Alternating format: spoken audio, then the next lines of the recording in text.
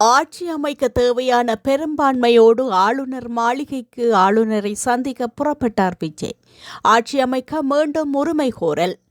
தமிழக சட்டசபை தேர்தலில் விஜயின் தவிக 108 இடங்களை கைப்பற்றியது.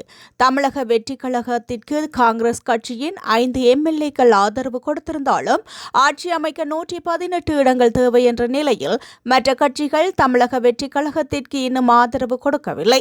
முன்னதாக தமிழக வெற்றிக் கழக தலைவர் விஜய் நேற்று முன்தினம் மாலை தமிழக பொறுப்பு கவர்னர் ஆலோசகரை சந்தித்தார். அப்போது தங்களை ஆட்சி அமைக்க அழைக்க கோரி கவர்னரிடம் கடிதம் வழங்கியிருந்தார். ஆனால் பெரும்பான்மைக்கு தேவையான 118 எம்எல்ஏக்களின் ஆதரவு விஜய்க்கு இல்லாததால் அவரை ஆட்சி அமைக்க வரும்படி கவர்னர் அழைக்கவில்லை.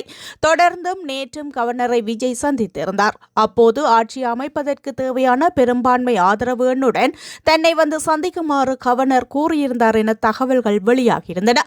இதனைத் தொடர்ந்து பெரும்பான்மைக்கு தேவையான ஆதரவை பெறுவதற்கு விடுதலை சிறுத்தை கட்சி கம்யூனிஸ்ட் கட்சிகளுக்கு தவேக அழைப்பு விடுத்திருந்தது. கம்யூனிஸ்ட் கட்சிகள் ஆதரவு அளித்திருந்தது. விடுதலை சிறுத்தை கட்சியும் ஆதரவு அளிக்கும் என எதிர்பார்க்கப்பட்டிருந்தது.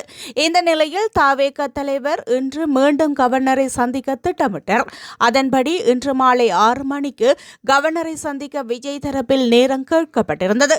ஆளுநர் நேரம் ஒதுக்கியதை அடுத்து விஜய் அவரை சந்திக்க புறப்பட்டுள்ளார்.